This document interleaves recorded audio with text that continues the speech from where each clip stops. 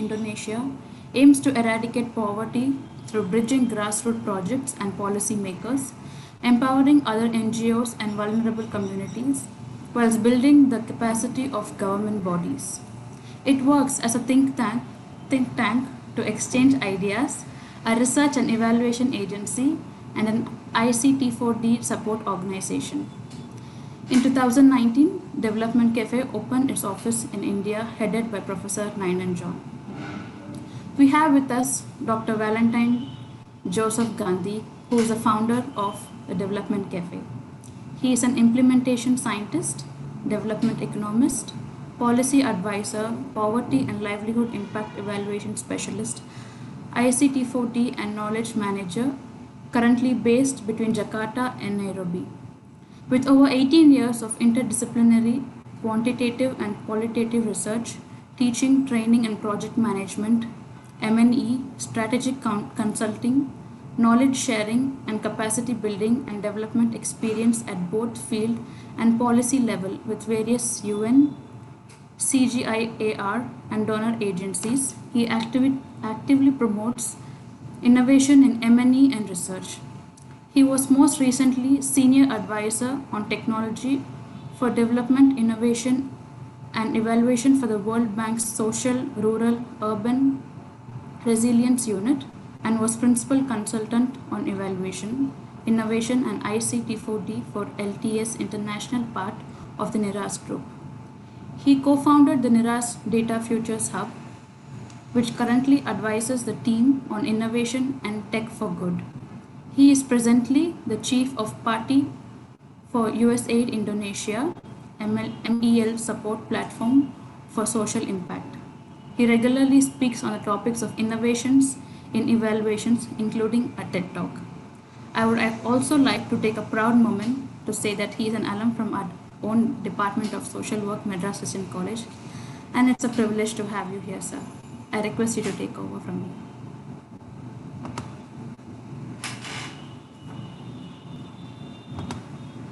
Thank you. Can you see my screen, everyone? Yes, sir. Yeah, first of all, thank you so much, Dr. Miriam Samuel, for that very kind introduction. I mean, it's an honor to speak. And Florence just listed a bunch of qualification. I think the best one I've had was my time in MCC, and I'm truly grateful for that. And I hope this time with you, this short time of an hour and a half or so, is useful for you young students as well as other colleagues who are in the call from various units and departments around India, as was noted earlier. Some of you may wonder, what is this topic? I am doing social work, I am doing social sciences. What does artificial intelligence have anything to do with me or my work or my career? But we are now in the midst of what experts are calling as the fourth industrial revolution. I don't know if you've heard the term before, but if you've not, I encourage you to Google it and see what is the fourth industrial revolution. So under the fourth industrial revolution, there are plenty of emerging technologies that are forming, such as the extended use of artificial intelligence, machine learning, big data, blockchain, drones, Internet of Things, sensors, and so on and so forth. In short, we are moving more and more into the digital space as opposed to just being in person. The COVID-19, as it attacked us now, as unfortunate it is, probably 10 years ago would have been devastating because we were not this connected as we are 10 years ago. So in so many ways, as social workers, we need to be abreast to the knowledge that happens around us, particularly around the digital tools and digital technologies. So I want you to look at this lecture as not something random you popped in because the title seemed interesting, but something that you can legitimately use and apply in your everyday work, whether you're an MNP or HR or CD or whatever specialization you are. There's a digital part that will play an important role to it. Last night I had a conversation with the organizers' students, and they were telling us, I was just asking them, do you organize this because you're good in computers? They said, no, it's just that we were randomly assigned. In my experience from the department, there are no random assignments. I mean, at least from my experience, our professors have assigned us to things that we are excelling in, or something that we can excel in if given the opportunity. So I think you should not think of this as just a rather random lecture, or not only this, but any of the lectures that is organized through the memorial lecture series for Jonathan Callaghan. So I hope you appreciate and use, and I'm here available for Q&A also. More than the actual technology, I think you should focus on what social workers and development professionals can contribute in expanding or even utilizing this technology. And that is what my today's lecture is going to focus on. Brief agenda is, I'll tell you a little bit about me. I mean, there was a long introduction, so I'm not going to go too detailed, but just to give you an idea of how I went from master's in social work student to doing what I'm doing now. Then I'm going to walk you through a brief introduction of AI, machine learning, and big data. You may have heard it in the newspaper or somebody saying, talking about it, AI is coming, and I'm not sure how you've heard about it, but I want to give you a brief introduction of what it is. As I said earlier, this lecture is not about promoting a technology or about technology, but really about what we as social workers and development professionals can bring to this ongoing dialogue, particularly in the context of the fourth industrial revolution. Then I will present a few case studies just to be precise of how AI is used in the context of COVID-19, including some from my own team. And then the most important part of today's lecture is ethics and role of social workers. So I'm going to present to you 6 concepts that we should be aware of, which might be very straightforward for you as social workers, because these are concepts that you live and breathe on a daily basis. But for people who create this technology, it is something that they sometimes are not always checking, because most of these technologies come from companies, and the profit is the only motive of any company, and they don't often look at ethics and the role of other issues that we will discuss. And I'll leave you with a few resources for you to follow up on if this interests you. So about me, as Florence mentioned, in terms of work, I am currently the Chief of Party for the Monitoring, Evaluation, and Learning Support Program for USAID Indonesia through a company called Social Impact, which is based in Arlington, Virginia. So what I do under this is every US government, when it has a bilateral relations with a country, they have what is known as a country development cooperation strategy. It's a 5-year plan and is often matched with the country's own 5-year plans. I know in India, I don't think there's any longer 5-year plans, but in Indonesia, there are 5-year plans. And so their aid work, their project support is based on the host country's own 5-year plans, as well as US foreign policy. So projects like ours act as a bridge between the host government, in this case Indonesia, and the US government's priorities for interventions. And generally they work on 4 technical areas: health, education, environment, and human capital in partnerships. And so our role, or at least my team's role, is to ensure they are aligned with the needs of the country, at the same time the needs of the host partner, which is in this case the US government. And I don't work for the Development Cafe. I provide advisory support, as I'm the founder, and I also chair the board.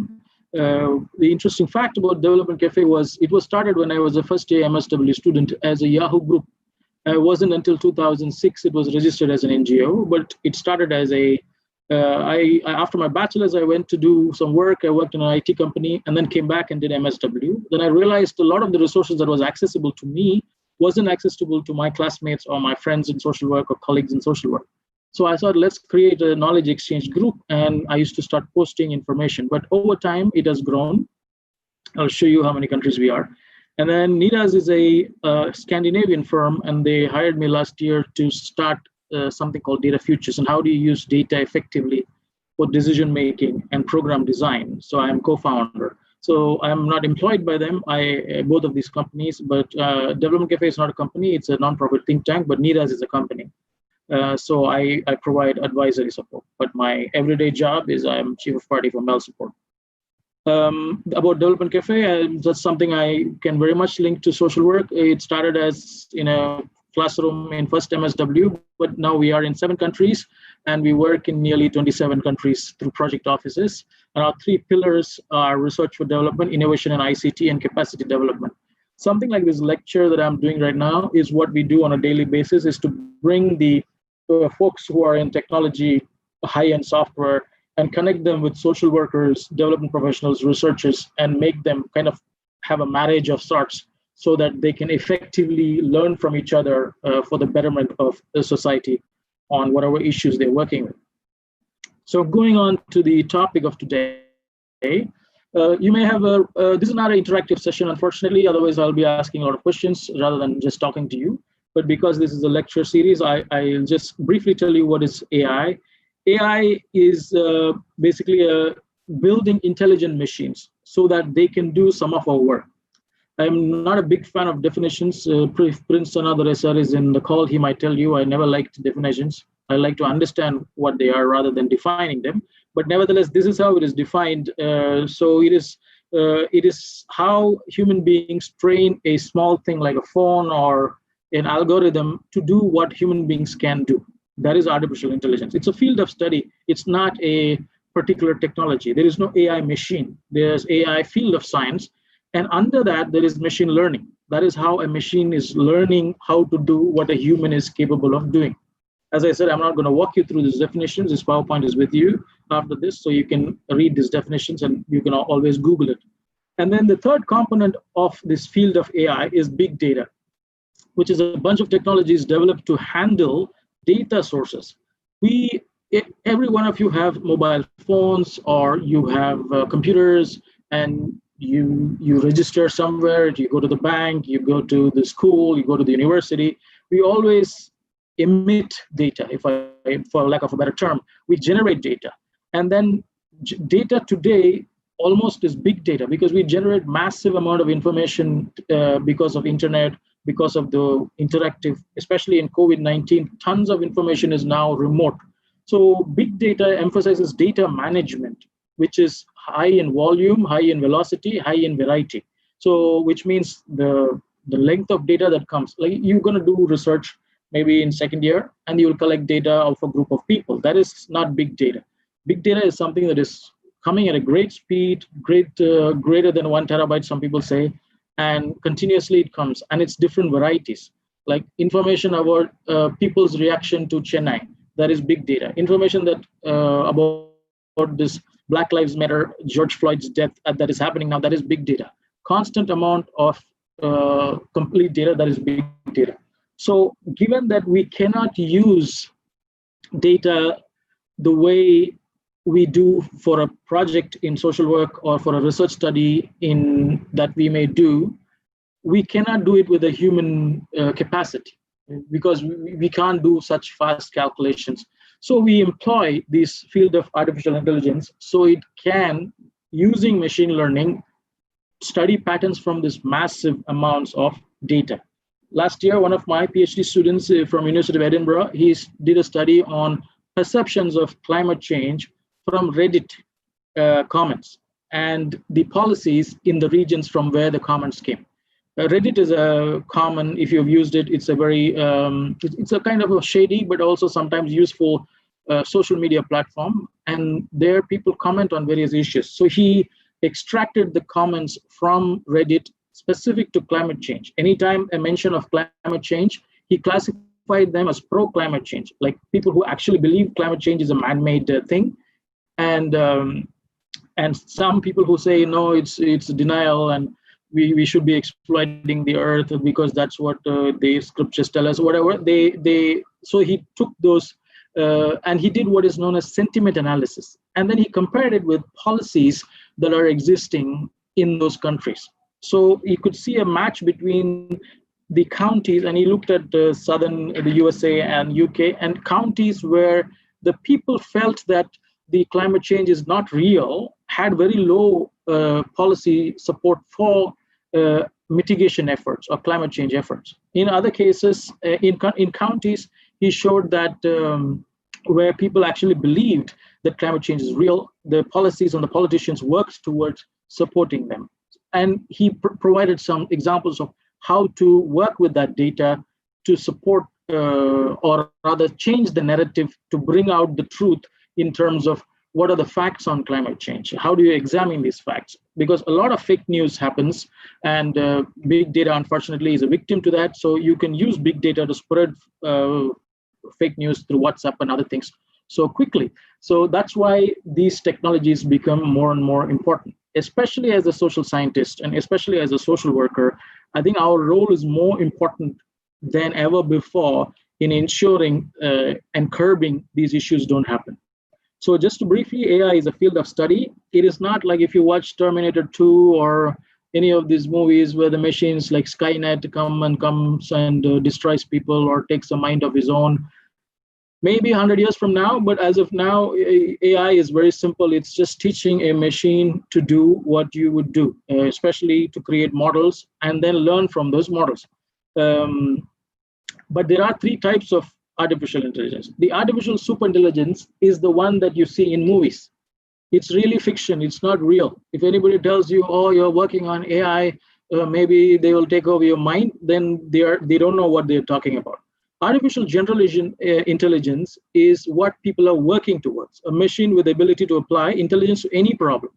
What I mean by that is, at the moment, the topmost artificial intelligence in the world is known as artificial narrow intelligence. Means if I design a machine to make coffee for me, it cannot turn off my refrigerator. Or if I design a machine to fix my car, it cannot fix my printer. So a machine can only do one particular task because it's just a machine, and we have not reached the level of super intelligence beings as proposed in the movies. I mean, we don't know if it will come to that. I'm not a prophet like our friend Ananias here, but this is what it is. That is the topmost. The best AI system in the world can only do one task at a time. Of course, the enormity of the task and the patterns in which it learns changes, but so far we are at the bottom of the task. And then within the AI, which is the artificial general intelligence or narrow intelligence, there are subsets. The AI is the field, and the machine learning is a concept that is used to teach a machine how do you learn from it. I mean, as we grow up, I mean, some of you may be doing medical and psychiatric social work, and you might come into this context of double loop learning, single loop learning. I mean, how does a child learn? I mean, if you have kids, you will know that kids from the age 2 to 4, they operate on a genius level. They just take in information. But to us, as we grow along, we develop blocks, either brought by society or religion or whatever things, and we block our minds and we don't take in information as much as a child innocently learns. Long time ago, I was listening to a lecture where someone taught me, learn to be childlike and not childish. Meaning childish is when you throw tantrums and behave in a very irresponsible manner. But childlike is when you absorb things like a child does. You know, it's so curious and creative and innocent and takes in the mind without blocks. And machine learning kind of does that in a way that it opens what you teach. And that is why this concept of ethics and the importance of the principles of social work comes into the play, because I said what you teach, because machine learning is not going to learn by itself. And it is taught by a biased human being in whatever it is, whether it's making coffee, or maybe if it is trained by someone you don't like, it'll make your coffee in a way that it adds more sugar and you don't like the coffee. So you can train a machine to do that. So ultimately, the controller is the human who designs that algorithm. Algorithm is basically a bunch of codes which help the machine to learn. As I said, it can be too much information. So this is just very basic things that I want you to understand. What is AI? That what level of AI we are in, and how does a machine learn using these processes? And then the deep learning is the next step of machine learning, where the machine, after you've taught it to learn, it learns to create patterns or understand different patterns. And then it goes a little bit deeper to use or mimic our human body's neural network. Like if you get a pain in your hand, your brain immediately tells you you have a feeling. Or if you are under threat, the whole body reacts to something. Or if somebody's about to punch you, you instinctively bring your hands to your face. So these are because of our neural networks that are in our body. And in a way, deep learning is a very minute part of the human body's neural networks. And data AI, ML, big data, they're all about data. You're going to work with a lot of data if you become researchers, and even otherwise you use a lot of data. So data is so important in the field of AI. And there are three types of data. Training data is they may not be real data. You can give them data for a machine to practice on. Like if you do, in a way, we practice. You guys do rural camp. You guys do organization of conferences. These are trainings for something you will do in real life out there. And so the challenges you face, the politics you face, all these are training you to something bigger. So as a machine, it needs to have training data. So that's the training data. And then the validation data is once the machine has used multiple levels of training data, it has a validation data that teaches it, yes, I have learned from 25 different things. Same way we learn when you organize a program in the department. You do goof up the first time, something went wrong. I think we used to have feedback session, I'm sure you have, and then say what went wrong, how can we fix it? So that's what the machine is doing here. And finally, it tests out by using the simulate the model's behavior, so you can predict how the next one can be. So something like what you're learning is exactly what machine is doing using these three types of data. And I don't want to walk through detail because this lecture is not about the technology and a masterclass on AI, but I mentioned machine learning is by which a machine learns some of these things. What's interesting about this is you may have known some of this as if you're a data scientist, or if you're a data geek person, or if you're a mathematician, or if you're in technology or engineering, or even somebody with a hint of quantitative analysis, or even qualitative software if you've used, you may have seen these words before, like natural language processing, text classification.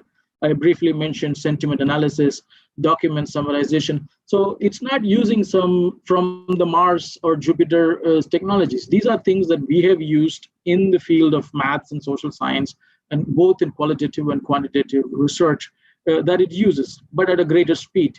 Machine translation, natural language recognition, it teaches all these. So these are the approaches. So I encourage you, if you're interested in this, to go read in detail about what is this. So this is one of the ways in which a computer or a visual computer, now with COVID-19, they are trying to track facial recognition and temperature and height and your physical condition and things like that. In China, people track them to use whether someone is drunk and so on. So it looks like this to the computer. This is the vision we normally have. And then it says dog, bicycle, and car. So this is an actual photograph of what the machine is looking at and assigning what is the vision it's seeing.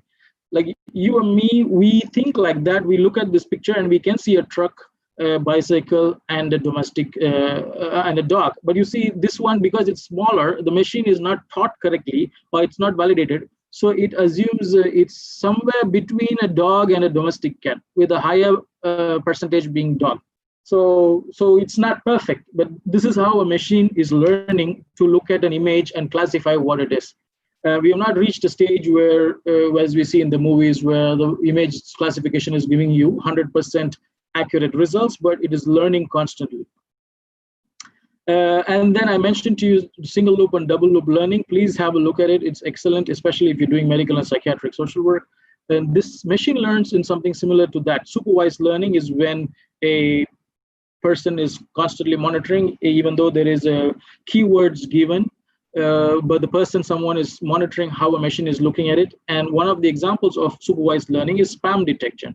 So the person constantly changes. When we used to log in India for University of Sussex, it used to take the word sex and it used to block that university website. So that is a wrong classification. So at that time, when you send a notification to the supervisor or the actual human who's operating that spam bot, they will change that and add that link. You can even do it in your own systems. And then unsupervised is after a machine has enough training and validation, it starts to do that kind of assessment itself. And then it clusters similar documents based on the text content. And finally, reinforced learning. First, it made mistake and it was corrected. And then it discovers patterns. And once it's learning from those patterns and from the mistakes, it reinforces the learnings and becomes an advanced learner. And then it is able to play chess without the intervention of a human human supervisor. And then finally, what can a machine learning do? So if you show a picture, a machine can say, are there human faces or only dogs and animals? So it will tag your photo. That's the application. Loan application, will they repay loan approvals? In one of the malls here, they don't use the temperature gun. You just walk and it scans your face, and then it says that you're not allowed into the mall because your temperature is above certain degrees. And so those are the kinds of information it does. Again, I'm not going to walk through what it does, but these are some of the ideas, actual currently living applications that are being used for machine learning. Mostly you've seen sometimes if you're next to the phone and you're talking about, maybe I should go to Mahabalipuram. Suddenly you will receive a bunch of ads on resorts in Mahabalipuram. It's because your phone is listening to your conversation, or you searched one query what is the best way to fight corona, and then you get a bunch of ads in your Instagram or Facebook on corona because your phone is tracking your behavior, and you agreed to track it. So we are not getting to that, but ad plus user, that's called targeted online ads. So these are the practical applications of how AI is being used by the application of machine learning. And as I said, deep learning is when you teach basic concepts through machine learning and it starts becoming its own patterns, that it requires minimum intervention. If you follow the news, Twitter and Airbnb are completely now working in, their staff are completely working remotely.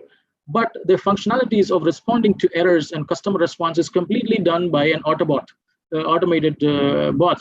And that's because it's reached the deep learning from these multitude of complaints it receives on a daily basis. So it knows how to respond to what problem. And that's what is, like I said, it mimics the neural network of our brain, that there's an issue, it knows where to respond and where to, like if you have a disease, your body responds with by releasing immune boosters or immune systems that counter the disease. And that's the way the neural networks, deep learning works, which is the next level of AI's learning process. And this is how a neural network looks, not very dissimilar to our own nervous system. There's the connections, hidden layers, and input layers, and it looks, and it's a barrage of network of information that talks to each other at lightning speed, not very dissimilar to our own nervous system. So how are problems generally solved? What does this mean to social scientists? We are here to find solutions. We are here to find societal, counter issues that are approaching, that are being faced by society, or handling issues, whether it's at grassroots level, you're working in an NGO, or at a macro level where you are the prime minister and you need to have quick information with regards to a certain problem. Like COVID-19 came and you want to know how fast is it spreading, how to track it, and so on and so forth. So you have your own knowledge, which is the human intuition, and then you ask this machine or train these machines to create assumptions and models to predict its behavior, whether it's a disease, whether it's a natural disaster or earthquakes. In Indonesia, where I live, there's a lot of volcanoes and earthquakes, and the National Disaster Risk Agency constantly runs models to predict the next earthquake, so the people in that region can be better prepared. So this is how real world problems are solved using AI, because you cannot send a team of 5 social workers every time there's a disaster coming without even knowing whether it's coming there, and then start asking questions. Can you answer me? What is your socioeconomic, psychosocial conditions? No, that is fine. I'm not belittling that. That work is still relevant. But when you work with real-time, fast information world and changing dynamic climate change and other natural and man-made or human-made resources that, disasters that is attacking us, fast information means fast response rate. And that's what these problems are solved. So we are able to predict and explain and also prevent some of these actions from happening, unless of course there's government interventions where the government tries to hide information from you. Those are the cases that require a deep foundational shift in the way governments function. But at least in an ideal environment, if you're able to predict a disaster and the government is supportive and open about it, you should be able to do with it. As policy advisors, that's what we do. We work with the government departments, especially the planning agencies, and then advise them saying, no, this budget that you're allocating for that is better suited to the different province, and this is the model telling us. Are the models right? No. There's a saying, if you're into economics or ever studied economic modeling, all economic models are wrong. There is no correct model at all. Models are just that. It's a model. It just gives you an idea on a given set of parameters. If you put these variables, this will happen. So it's just a model. So it helps you prepare on the likely scenarios, and nobody relies on one particular model. That's why AI is used to develop multiple models to look at multiple scenarios. It can be used in any application. If it's a war being loomed, a general might be calculating, if enemy attacks from this side, what will be the effect on the biomass, on the people's population, and how much resources are required. So you can do that real time and faster as a result of AI. Okay, I mean, I've already said that a model is a simplification of the processes that generates data, and our knowledge helps, ultimately our knowledge helps pick the most effective model. A machine is simply going to vomit out what you put into it, and it's just going to present your parameters. It's not going to come and advise you, some cartoons, they show one angel here, one devil here, telling us to do different things. So AI is not something sitting on our shoulders and telling us what to do. It'll only tell us based on our intuition. So ultimately, it's the human element that matters more, irrespective of how fancy a technology sounds like.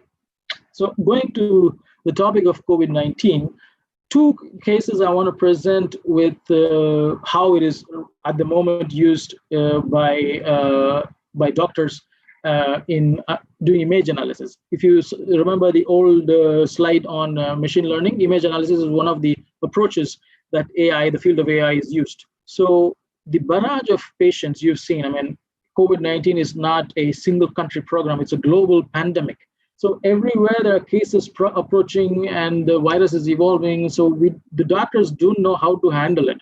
And most often hospitals are in a way businesses, and they don't share patient data with each other. So somebody may have been a patient in a different hospital, and then they come to another hospital and they have to start the records or cannot get the records from other things. So there's a burden on clinicians and doctors to even manage the influx of patients this pandemic has caused. And reading everybody's CT scan takes up to 15 minutes. But when you feed a barrage of CT scans from all the COVID-19 cases into the algorithm, and it, see, as you say, a CT scan and its consultation can take up to 15 minutes. But an AI can analyze the images in 10 seconds and say whether this person is prone to pneumonia, or this person is severely affected by COVID-19 symptoms and requires ventilation, or requires hospital care or ICU and things like that. So that kind of fast analysis saves lives. And so the system in this case, if you want to look more about it, is automated image analysis with artificial intelligence. And it assesses the CT scan of patients in multiple hospitals and develops a pattern to show that these symptoms mean this and they need this care. So that's one of the currently used AI that is actually life-saving. And not only does it save lives of that particular person, it helps you to allocate resources in a hospital much more efficiently than if you were looking at every single patient and not predicting and not knowing the volume of patients that's going to come. And using this data from existing records as well as new records, you can also predict which area is likely to be most affected. So it helps you to develop hospital beds or prepare your hospital so it's not overwhelmed by the influx of increasing number of patients. Like in Indonesia, for instance, we are getting at least 1,500 cases on a daily basis, and it's a very closely knit population. So allowing a CT scan machine, it's a simple task. It's not a very complex Terminator 2 kind of task. It's a simple task of analyzing a CT scan, but done in a fast and efficient way, and huge amounts in 10 seconds is able to help doctors to plan for effective treatment plans. The other one, which you probably heard of a lot, is known as contact tracing. Contact tracing is a public health response that is probably one of the first lines of defense that governments and public health officials are using. If you've not heard about it, it's very interesting. You can even do research on the effectiveness of contact tracing for your second year masters if you have not thought of your topics yet. So contact tracing is basically like this. The picture says Alice and Bob meet each other for first time and have a 10-minute conversation. And Bob is positively diagnosed with COVID-19. And he usually, when you are in some countries, it's mandated when you're diagnosed with being COVID-19 positive, you are given an app from the government, and you should enter your status and track your progress, whether you're healthy or getting worse and things like that. And that app then goes to the government server or public health official server, and then it links everyone that phone came into contact with in the last 2 weeks. So they are able to track. That is why Indonesia is able to track, or US is able to track how many people are infected based on just one person's manual, diagnosis. If a person goes to the hospital and they're tested positive, and then their phone is used to track everybody else they came into close proximity with. I know it might sound silly, scary that what, my phone is being tracked, or I'm not only mine, my whoever I talk to getting tracked. So these are anonymous information which only exchanges your location, and it doesn't give you your personal details or anything. Simply that this is your phone, and so the person, they can call you and say, this person that you spoke to on Monday is now tested COVID-19. So please come and check yourselves if you have symptoms. And if you do not have symptoms, better quarantine yourself for 14 days. So that's what is being used. If you see in the last detail, there's something called consent. Bob's consent is phone uploads the last 14 days of keys for his broadcast beacons. All our phones are constantly broadcasting.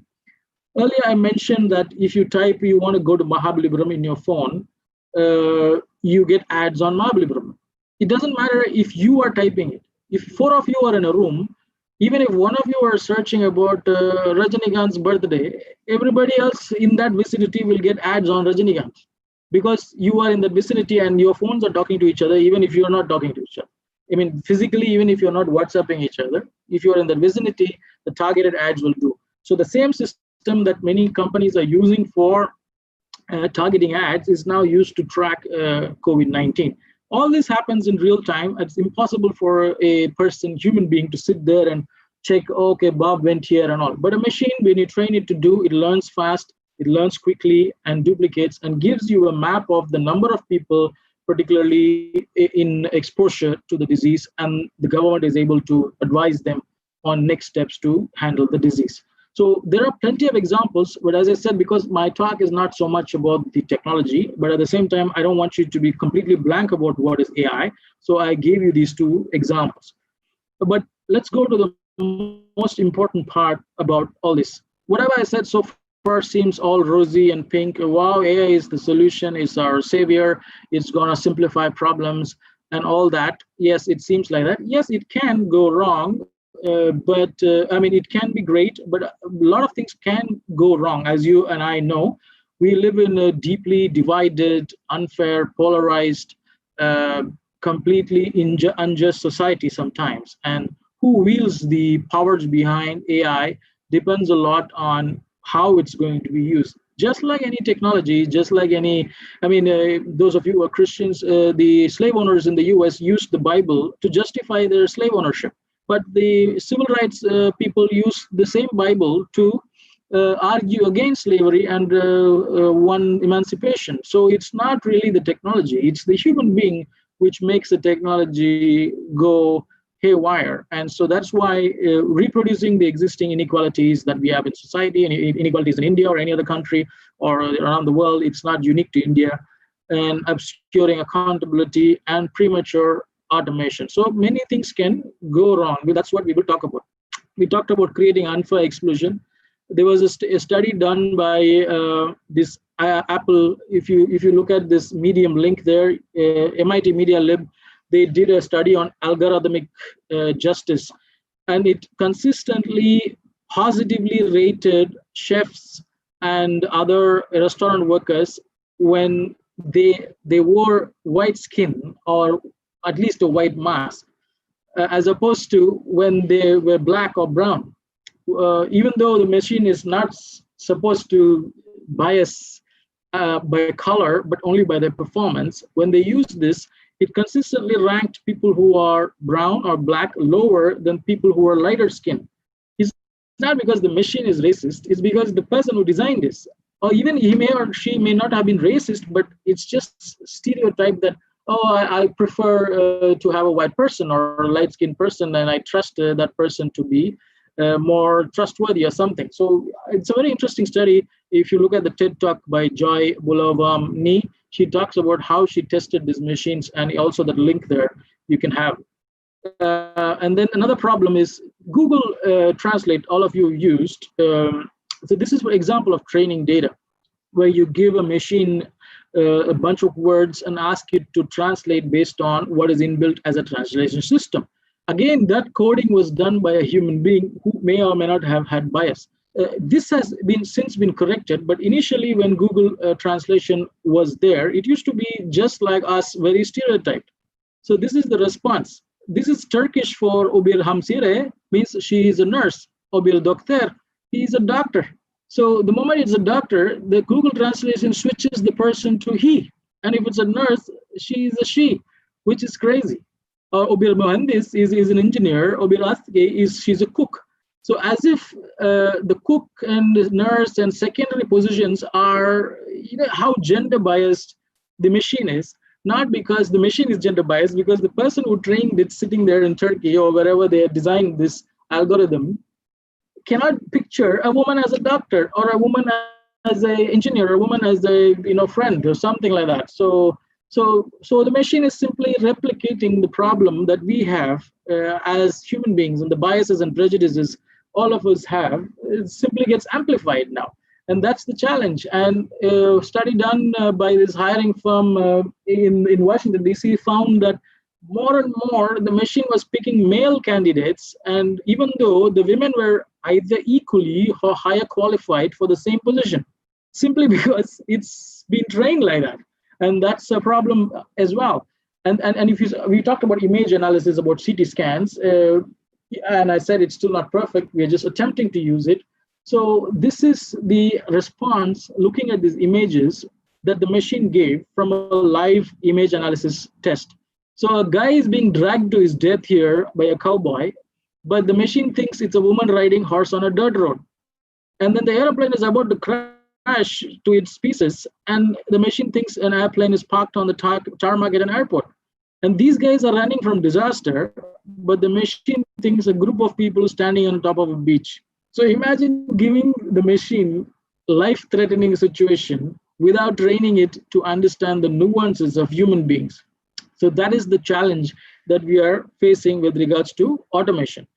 Another thing I would ask you, the book isn't super great, but there is a book called The Geek Heresy by Kentaro Toyomo, where he looked at multiple ICT4D, or Information and Communication for Technologies for Development projects around the world to see whether or not using digital tools. He didn't only study AI, he looked at a bunch of technologies, and he said, okay, let me evaluate if having digital tools actually helped the project to be successful, or much better than just doing it without the digital tools. And he found that in areas, it amplified the intent and capacity of human and institutional stakeholders, but did not substitute for the deficiencies. What it means is, supposing the plan was to detect 100 toilets installations in rural village in Chennai, so the machine was able to predict correctly where it should be installed.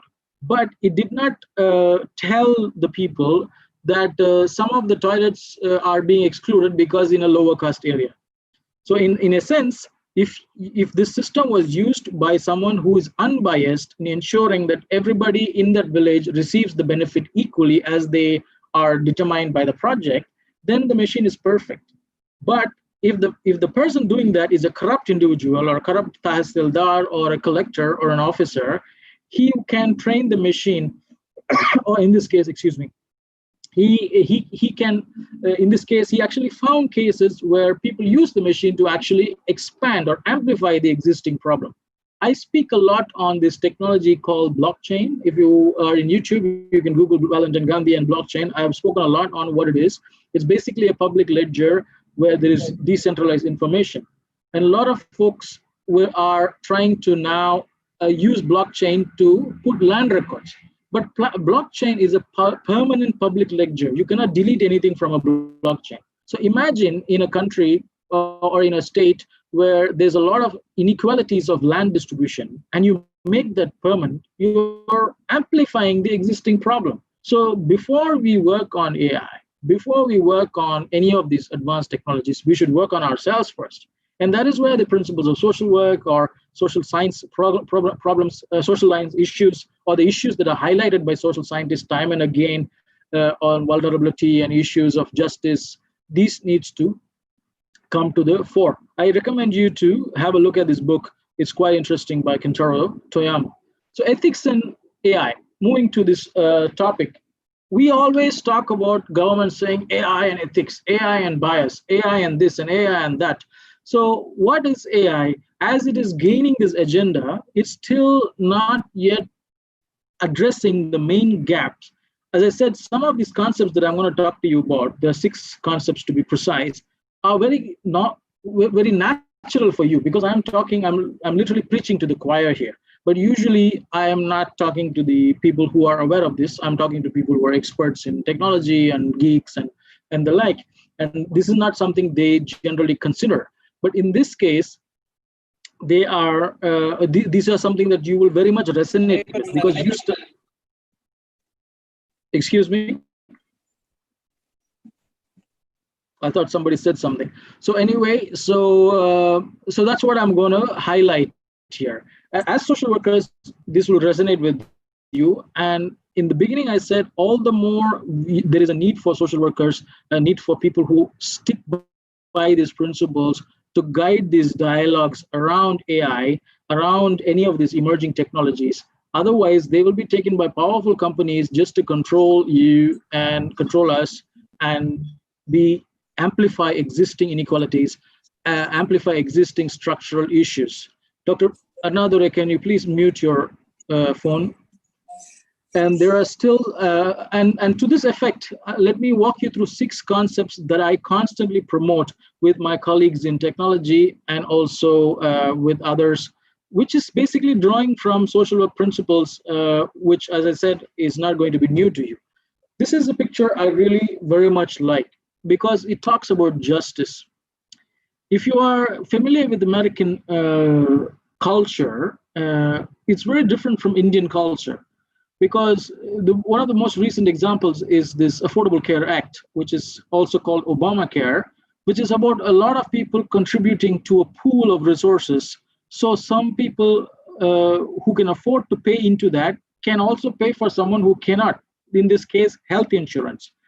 For you and me who grew up in India, this is a very normal thing, because we have a social contract. We live in a country, there is a road, we pay taxes, and we all contribute to it, irrespective of who benefits from it. When I pay my taxes, I'm not saying, oh, this Reddyar is Mudaliyar is benefiting from it, so I will not pay taxes. For us, it's normal process of life, because we are not apathetic culture. But in the US, I'm not saying they're apathetic, they have more individual rights as opposed to community rights. So paying into a collective pot that everybody benefits from, irrespective of how much they put in, is not consistent with them. That's why they're repealing the Obamacare, and there's fight, every man for himself. Why should I pay for you? And they attack each other, saying you are takers and I'm working hard and you are paying for money, which no Indian will question.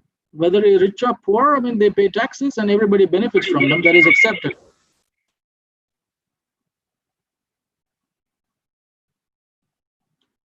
I think Dr. Prince should mute your system. It is affecting my thought process. Anyway, so the normal thing with regards to this picture, some of you may have seen, is the first 2 parts you have seen, where equality, which is assumption that everyone benefits from the same, supports this equal treatment. oh, I give you all the same set of boxes and you can watch the football match. But we are not built with the same capacities and same skill sets. Some of us are taller, some of us are shorter, some of us are very short or whatever. I mean, I'm not saying literally in terms of height, but in terms of the skill sets we have. And we often argue for equity. Even social workers, we stop at equity because we need to make sure gender equity is happening so women get equal opportunities based on their skills and so on and so forth. So the second box is often where we stop. Even technology professionals, people, when they talk about AI for ethics and so on, everybody gets the need. The first guy who's tall, who doesn't need the box, gave his one box to the shortest person, so he has two boxes. But in reality, it is not justice either for the shorter person or for the taller person, because you're taking from someone and giving it to someone else. So that's not fair to person. But in reality, if you want to be truly just, you should remove the wall. You should remove the barrier that creates that system of inequality in the first place. And that is what social workers and social scientists should aim for. Not just equality, not just equity, not just justice. And this goes way beyond bias. It's really the laws of natural justice, where everything is supposed to be accessible to everyone, irrespective of your race, color, background, capacity, sexual orientation, disability, and so on. So that is what is needs. That's the kind of just dialogue is what needs to come into AI. Because we only talk about, oh, we should include women in AI. It's not enough. You should ensure that what is causing the problem where there is a need for women to be included. So what is that? You're excluding women in the first place. Stop that exclusion, then there won't be need to take from someone and give it to someone else. So first concept that you should be aware when we discuss justice when we discuss AI or any other technology is justice. I mean, I already spoken to this. This is basically an example of that. So we need to develop, as you are developing any tomorrow in your fields, in your work, if somebody is asking you, or you're working for a government and they're asking you to design a system to use digital tools or any of these advanced technologies for development, ensure the concept of justice is involved in a strong and which looks at the feelings of oppression. I mean, we stop only at knowing that somebody is unequal, but we live in oppressed countries where, I mean, even now, if you watch the news, these problems with George Floyd is because of systematic oppression. It's not just lack of opportunity, it's systematic oppression of a particular people, whether it is caste or whether it's color. And that needs to be addressed before we train the machines to do advanced things. The second one is history. We need to understand the history of a particular country or a region or even a small village that you want to design your new AI or design your new technology with. Like if you've seen slave patrols or SUS laws and caste systems, you're familiar with that. They are designed to oppress a certain set of people, whether it's SUS laws, slave patrols were this group of people who used to go around looking for black slaves, emancipated slaves to hang them or lynch them. And SUS laws in the UK are laws that only target black drivers, even if they are not breaking any laws. And caste system, I don't need to tell you more about what's happening there or what has been happening.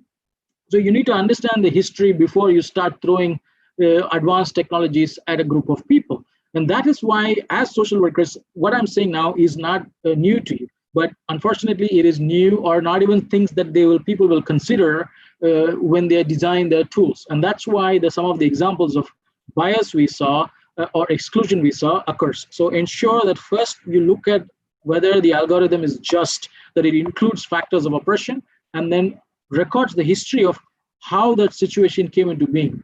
So you do a contextual analysis to do before you introduce AI. And third, harm.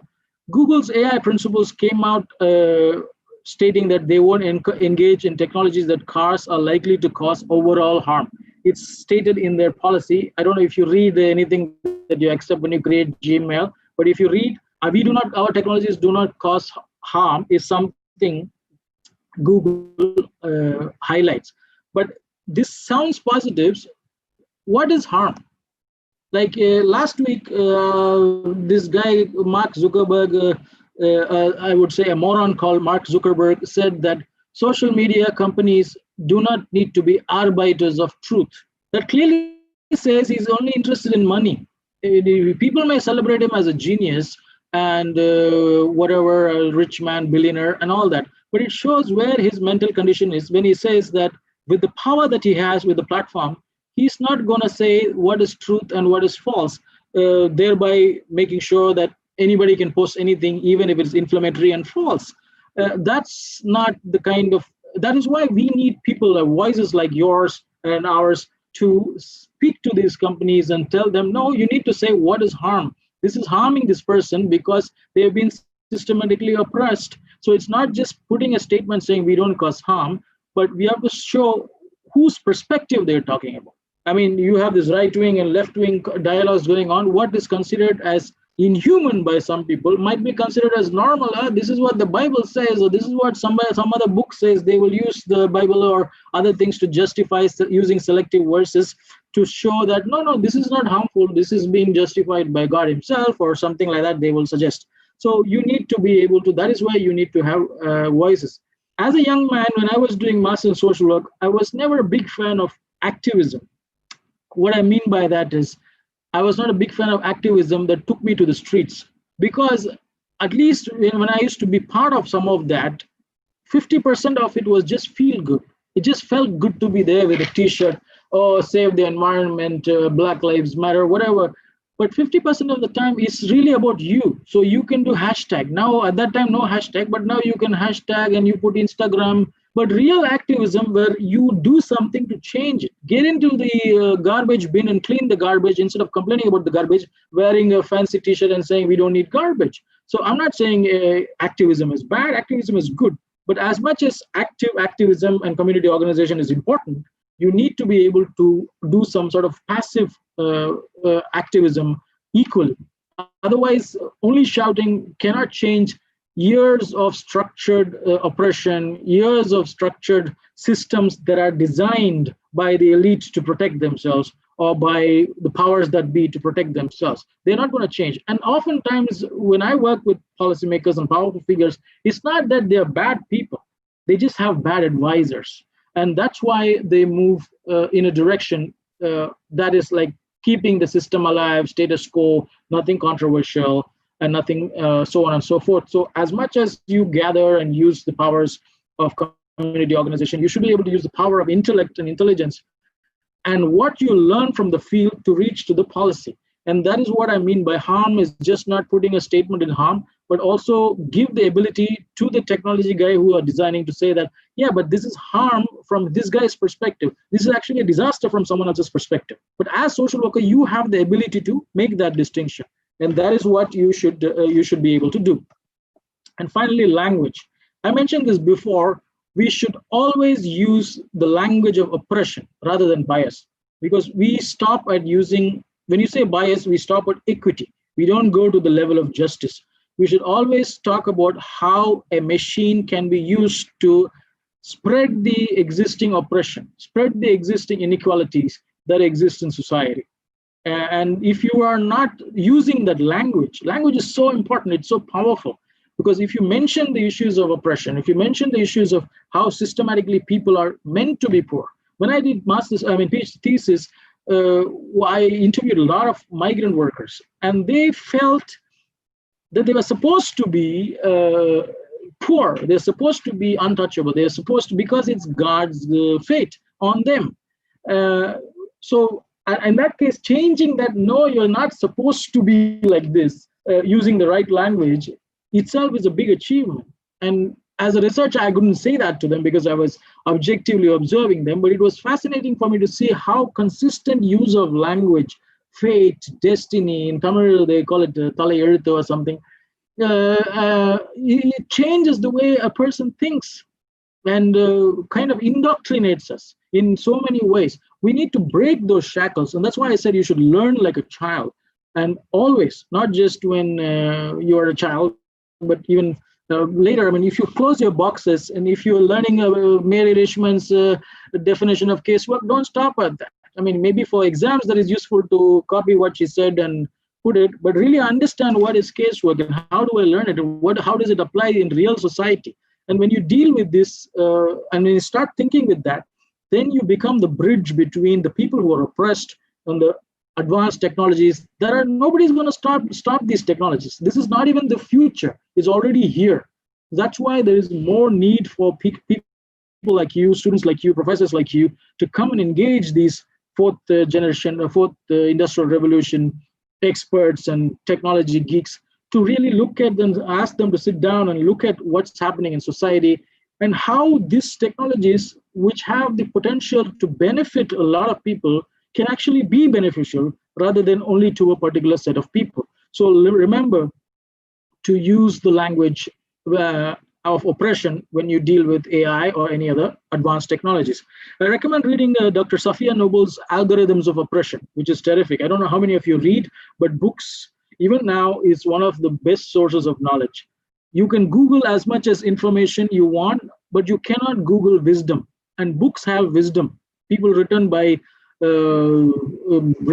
after long studies and thorough research. I'm not saying book by some person who's writing a coffee table book. I'm talking about serious research books, people who are passionate about that. So read a lot of books, and remember, you cannot Google wisdom. Wisdom comes with experience. Just because we have access to information doesn't mean we are wise. So it's the next stage. Just like the machine is learning from knowledge and creates models and patterns, we develop wisdom by systematic learning. So this is definitely a book I would ask you to read. And then finally, the fifth point, that fifth principle that I want you to talk about is we need to focus on how we teach technologies as much as what we are teaching them. Okay, we've gone to justice. We have talked about using the language of oppression versus bias. We talked about using the concept of justice. So how do you teach that? What makes this sustainable and transformative education? Are we just gonna give one lecture and forget about it? Or are we just gonna finger point at you guys are all villains? And this is what I meant by passive activism versus active activism, so to speak, and advocacy. So if you want to do, maybe you should add a fourth principle for social work using a passive advocacy work, is to transform the people by continuous engagement.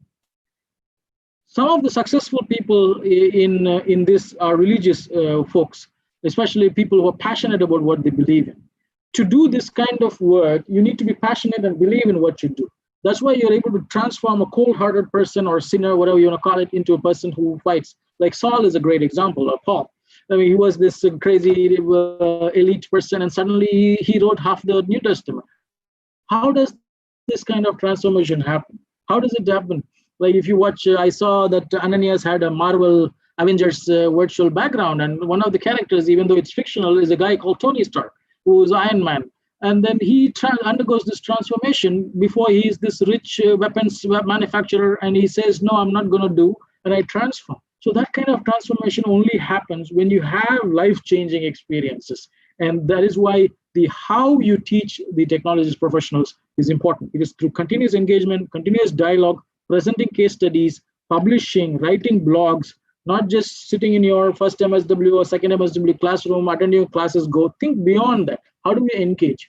You and I cannot change the world, but we can change the zone of influence in which we operate. And you never know who it will reach. You never know at all. So many examples. I see something 10 years ago I had a talk. It has a benefit today. I'm sure all of you experienced that. So I'm not asking here to suddenly transform the world with your degree or what you learned, but in your zone of influence, start thinking in ways in which you can be a bridge between the knowledge that you learn in the field. All of you do field work, and that knowledge is so rich and powerful that helps me until today. Even things that I probably did not pursue, like I was in a mental health setting called the Banyan. Things that I learned in dealing with people with the mental illness and how do you deal in situations, how do you respond to situations rather than react, will help you in ways, in amazing ways. And that is what the how versus what is. Only knowledge, only talking about somebody's inequalities is not going to help. It's really about continuous engagement. And that is why when you engage technology companies, and as you do these lectures, one of the ways you can do is invite the technology companies and have a dialogue with them. Ask them to present in your departments or engage them and go and make a presentation of what is social work principles and what do they stand for. And you find a newspaper some technology company in Chennai, a startup has come up with a great idea, work with them, write to them and say, we have from the social work department and we'd like to engage your department so it is a just software or things like that. So think big is all what I'm saying. Finally, transparency. I mean, you hear a lot about getting behind transparency as a solution to absence of ethics. Okay, maybe we can't have a policy on ethics because we don't have time. We have to our investors to think about. So let's just make sure that our technologies are transparent. The logic is, if we can see what's going on, bad stuff won't happen. No, I don't want to name anybody. You can see what's going on around the world now, but you can't do anything about it, and injustice keeps happening. So just because something is transparent to you doesn't mean it's gonna be all perfect and rosy. And transparency will only get us so far. It's not a panacea. So we should accept that growing capabilities to organize and build power. This is where your active activism, along with the passive activism of knowledge and intellect, works alongside transparency within and outside of technology firms. This is what I earlier mentioned about engaging your partners, engaging with people that you do not understand. Social work is an all-encompassing field. There is no topic that you cannot work on. Like I said, I worked on countering violent extremism in Somalia. I worked with solar farms in Ethiopia. So there is not a topic that I have not worked on. Maybe prostitution or a few things that I have not worked on. But generally, there is no topic that you as students of social work can restrict yourself to. I know we have these topics. I'm not sure how it is now. If you're a CD person, you used to do socioeconomic impacts. If you're a psychiatric, medical psychiatry person, you used to do psychosocial impacts. Fine, it can be fine. But it can be about some of these innovative topics that is able to not just you learn from it, you teach from it. So when you do research, when you do even simple tasks, make sure you publicize it in a blog or in a Twitter or feedback. We all share random things in Facebook and Instagram, which nobody uses. Maybe you laugh for 2 minutes, but what's the use? So as social workers, we have a responsibility towards this changing fourth industrial revolution to be the bridge between the people who have no voice and the people who have the ability to do something about it. But they don't because of their lack of knowledge or simply because they're biased. And that is what is important. Going beyond transparency is use this powers and principles of justice that you learn in social work and make sure it reaches the corridors of power. That is when you can truly say you've been an excellent social worker. Some points that I want you to leave with is, you read six concepts that I talked to you. The concept of justice, the knowledge of history in which these systems of oppression, injustice happen. How do you think about what is harm? Whose idea of harm? And then using the language of oppression versus just bias, and how versus what, how do you engage? And finally, moving beyond just regular transparency. So I want you to think after this lecture, I mean, not right now, but go back and reflect on this as social workers, what ways these concepts resonate with you in terms of AI or ML or any other technology in your projects? And what additional challenges that maybe I don't know, this is just based on years of experience and from other notes that I've put these 6 concepts, but maybe you have something I haven't thought about, which is a better way to engage the technology professionals. As I said, we work as a bridge on a daily basis with technology professionals who create advanced technologies and people who need them. I'll give you a very simple example of how important social science is. There is this thing called UN Pulse Lab, which is a UN agency, which is based here. I'm one of their advisors here, and I work very closely with them. So they did a study using mobile phone data to track migrant behavior. And the data showed that all migrants are close to a mall or close to hospitals and close to basically things that they have access to resources, whether it's medical care or in a better off places.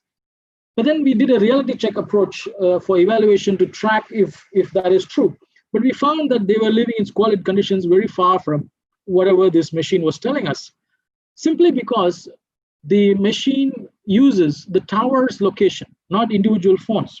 I mean, now we can also do individual phones using that beacon contract tracing that I told you about. But in this study, if they had just gone with the data from the mobile towers, they said, oh, this group of migrants don't need an intervention. So they would have just gone to the next bunch. But in this case, because we did this reality check approach and exposed their concept, exposed the nature in which they were actually living, then the government started doing plans for them. So that's why you are actually privileged to be in this profession compared to anything. I think it's the coolest profession. I used to be a big fan of a fictional character called Sherlock Holmes when I was young. He used to see things that are not there. It's written by Arthur Conan Doyle, but his character sees things that others cannot see. And that's what I think the power of social workers is. Maybe you look at a picture or look at a system, a person might see just a bunch of people sitting or somebody selling fruits and things like that. But when a social worker looks at that scenario, he might see a child in pain or a woman suffering or a person who needs attention. And that's the lens that social work creates you. So I may not be called a social worker, but ultimately what built my career is the principles I learned in the university. And all of these 6 principles are exactly what you learn, maybe not in exactly these words, but this is what it is that you're learning on a daily basis. So nothing you learn is random, at least in the program that is designed for you by Dr. Miriam and others. And so I hope this lecture was useful. Maybe you can even start your research topic, and you're happy to, I'm happy to guide you, or any of my staff who are happy to guide you. And there is this e-course that Development Cafe offers. We do it in collaboration with Professor Michael Bamberger and Rick Davis. Professor Michael Bamberger is a complex evaluations expert. He's 82 years old. He's a retired World Bank economist, sociologist. And then Rick Davis, if you know evaluations, he is the creator of Most Significant Change approach, which is a very well-used approach to track changes that you see in society. And if you like to, I talked about feel good versus real good, and you should aim towards real good rather than just feel good interventions. This is a TED talk that I did a while ago, organized by the US Embassy. You can have the link and listen to the TED talk on how do you use your knowledge as social workers or as social scientists to create impacts that are not just feel good and temporary, but are long-term and real good. You can write to my colleague Maria, who is in charge of these e-courses, and I think for social work students, there's a huge discount. It's a paid course, unfortunately, but it's not very expensive, but it'll help you to learn about these technologies and how to adapt social work and social science practices while you advise governments or ministers in the future on adapting these technologies. And just to learn about these things, never stick to only a horse is supposed to have blinkers. One of the I wouldn't say criticisms, but rather constructive criticisms Professor Nainen gave me was, I do too many things and I don't do focus. So that might be a challenge to focus.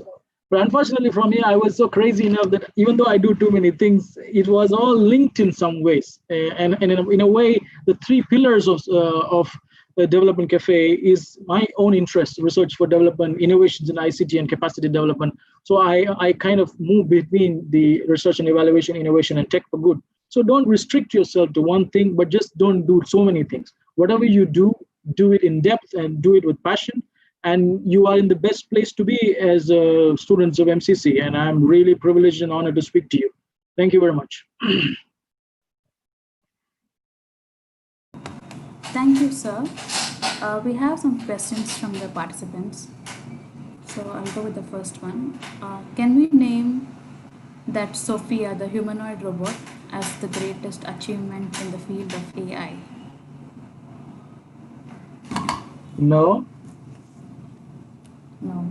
As I wasn't talking about robotics, but Sophia does use machine learning to learn from patterns. So it's a robot, and robot uses AI principles to learn behaviors, to learn to respond, learn to smile, learn to talk, and all that. But I wouldn't say that's the greatest achievement. Okay. It's just a robot. Next question, sir.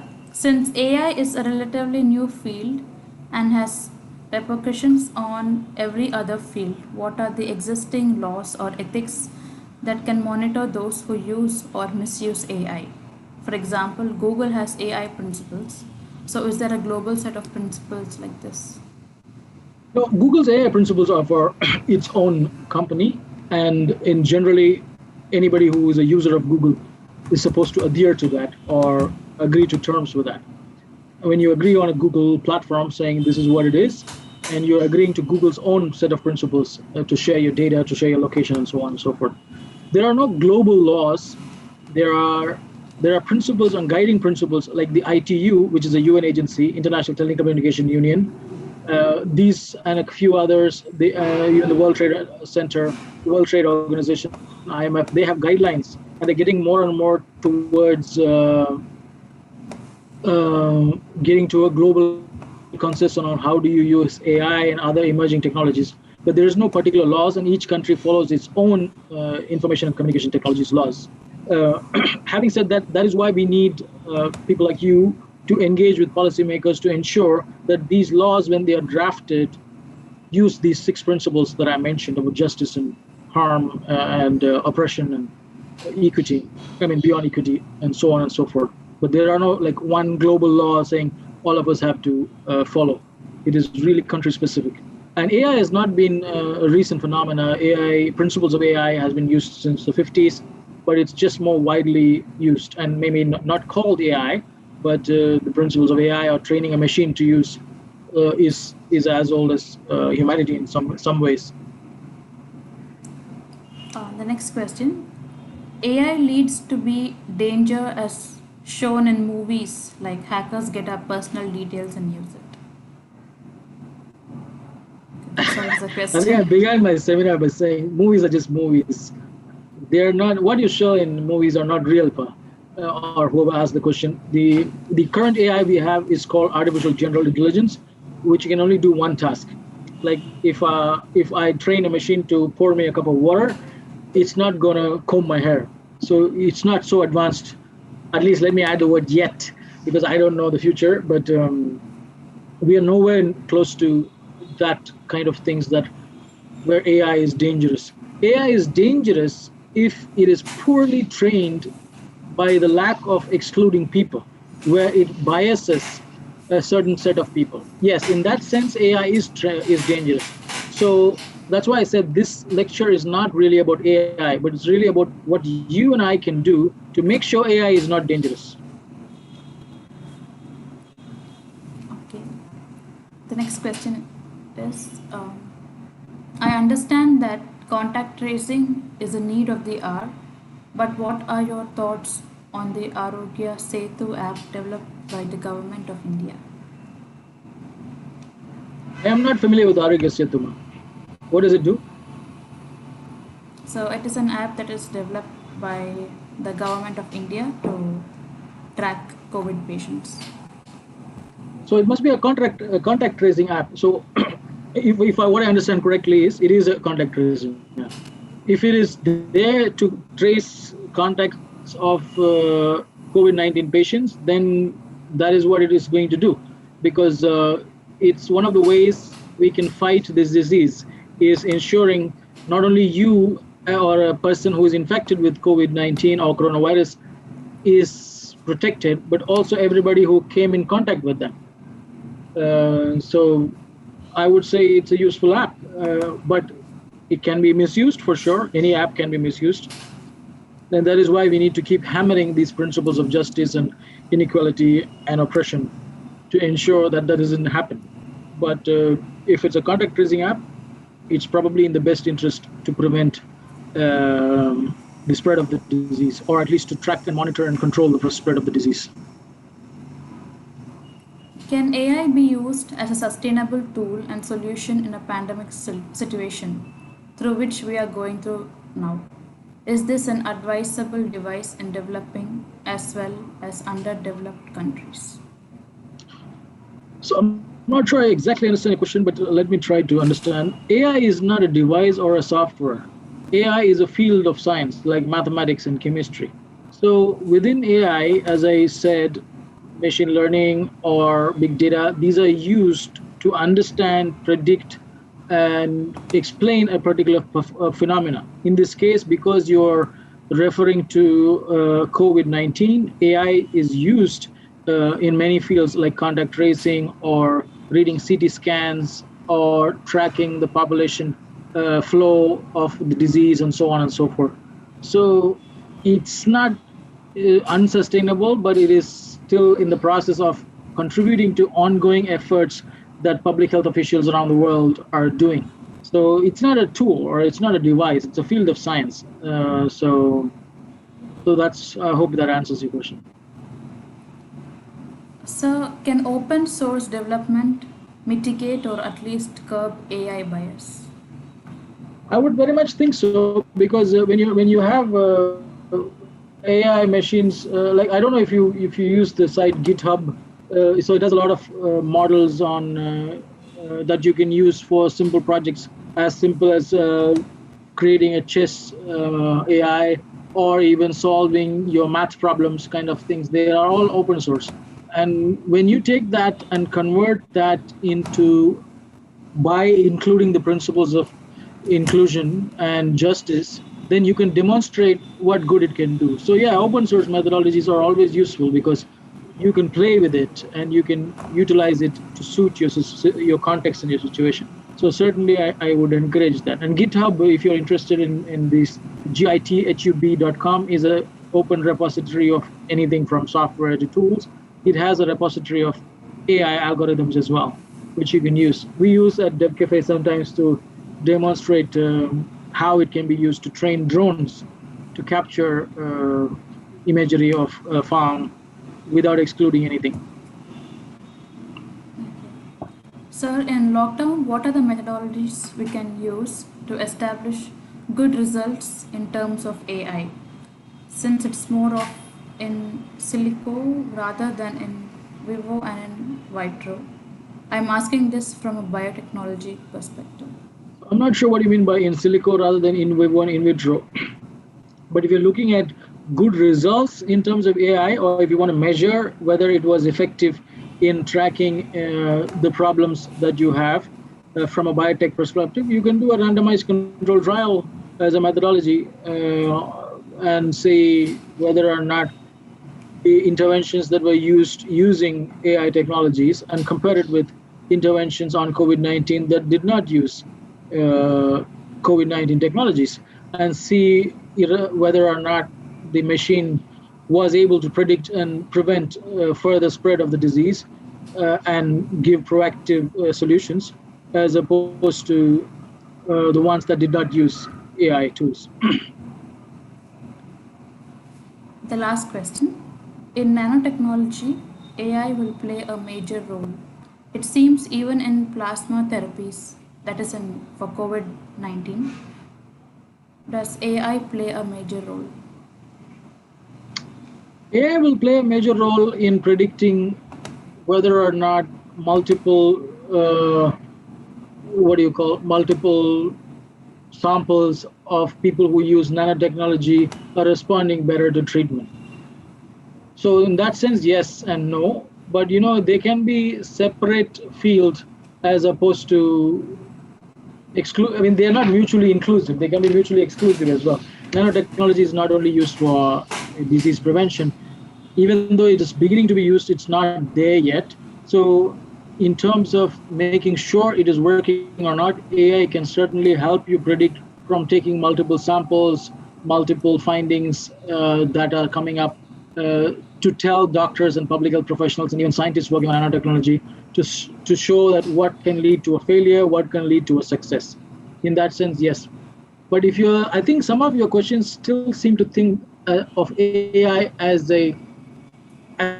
some sort of a robot, or some sort of a machine or an app that is going to do something. No, AI is just a field of science where you can use it in whatever way you want it to be used.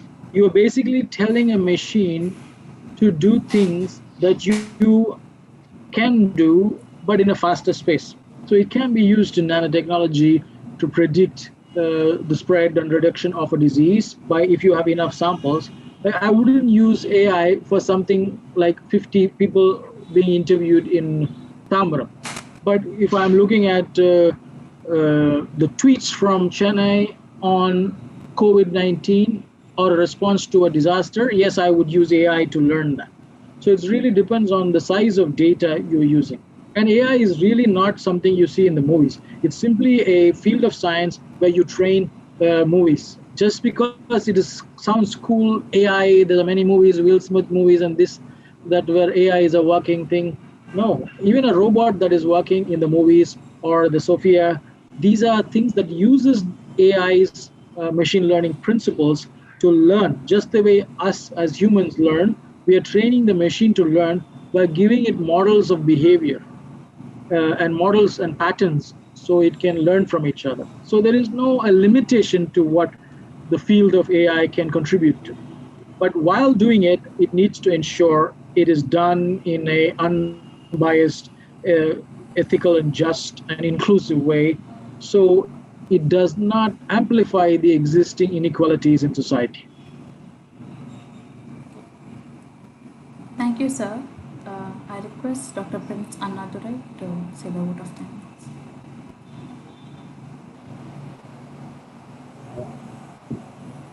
Am I audible? Yes, sir.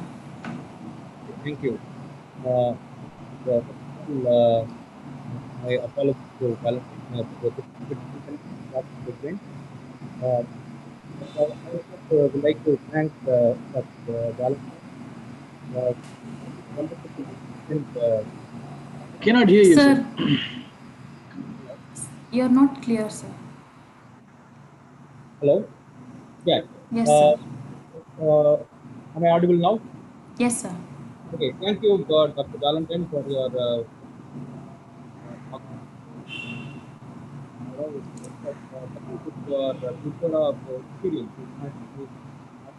Sir, your voice is not heard. Experience that you had. So, on behalf of the Department of Social Work, the faculty members, and alumni of uh, Social Work Department, would like to thank you, Dr. Valentine. I'm sure that talks like this uh, and, begins this need of hour because ever since we had this lockdown, uh, we took so many webinars related to COVID, but not a single talk about I cannot hear you at all, sir. how that can be, used in the profession.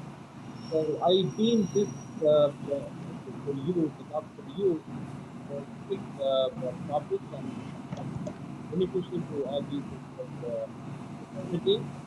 So now, whether we like it or not, we are living the time and the space of the artificial intelligence. Is ruling the world with artificial intelligence, Facebook, and whatever that we are doing, we are on. So as social workers, how successful we are going to make it? That is, I read that once more things you say what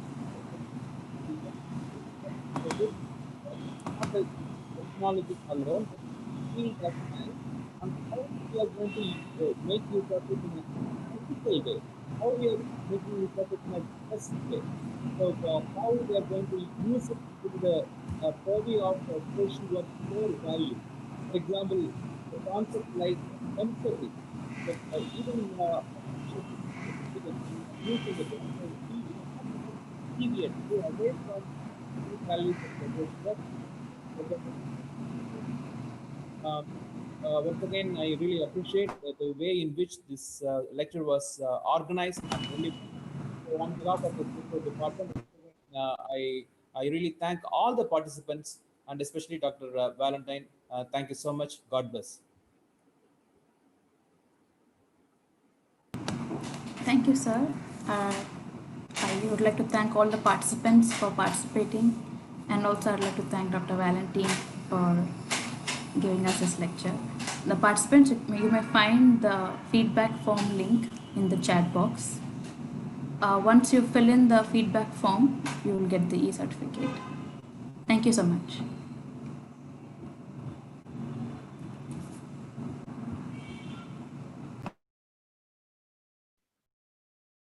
Thank you, Florence. Take care. Thank you, sir.